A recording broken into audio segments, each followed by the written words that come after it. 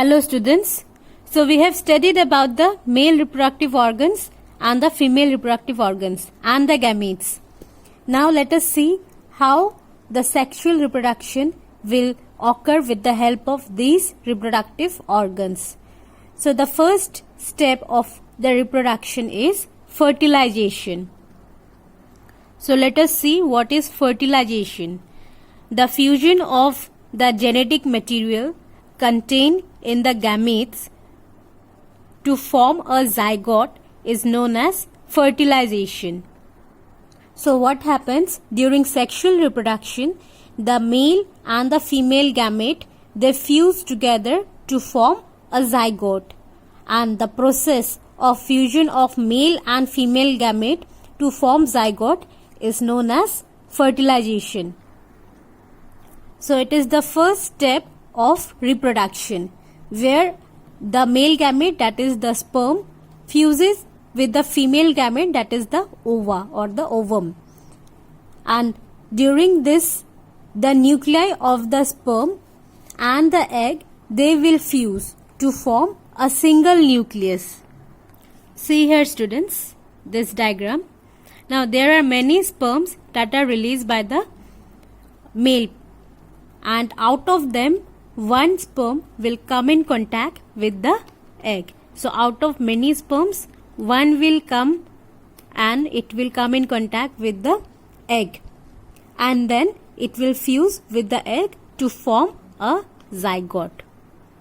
So the male gamete and the female gamete will fuse together to form a zygote. And here you can see the nucleus of the male, that is the sperm, and the nucleus of the egg, they are fusing to form a single nuclei. They will fuse to form a single nucleus.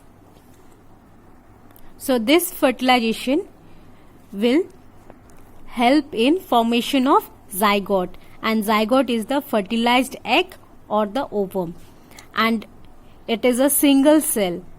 Thus we all begin our life as a single cell. So we have studied this in our chapter number 8, in cell chapter, that we all started our life as a single cell, because this zygote is a single cell.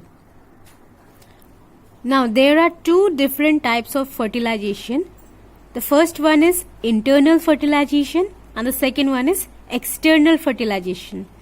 So in internal fertilization, fertilization which takes place inside the body of the female.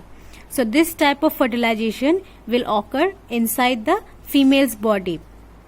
For example, in humans, isn't it? It is taking inside the fertilization process will take place inside the female body. Other examples are dog, cow, birds, hen, etc. The second type is external fertilization. So external fertilization are those where fertilization will take place outside the body of the female.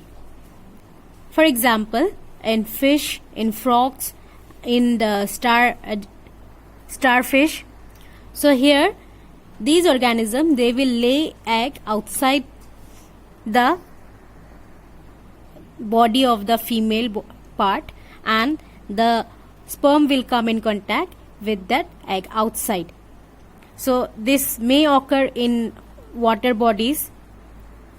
For example, in frog, can you see here? These are the eggs released by the female body of the frog. So in frog, the female organism will lay hundreds of eggs in the water bodies, and a layer of, can you see here, a layer of jelly-like structure holds this egg together.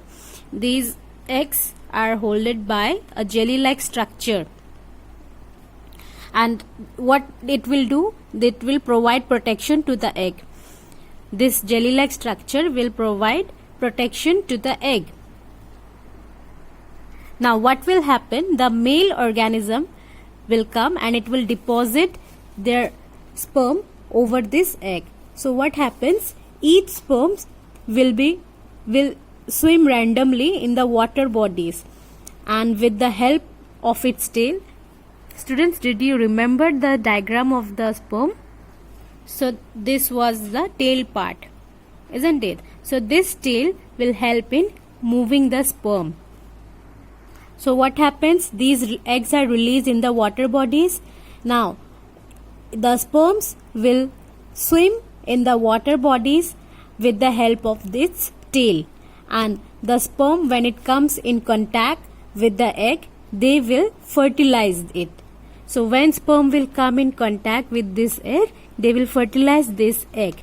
So this fertilization is taking outside the body of the female, so we call it as external fertilization.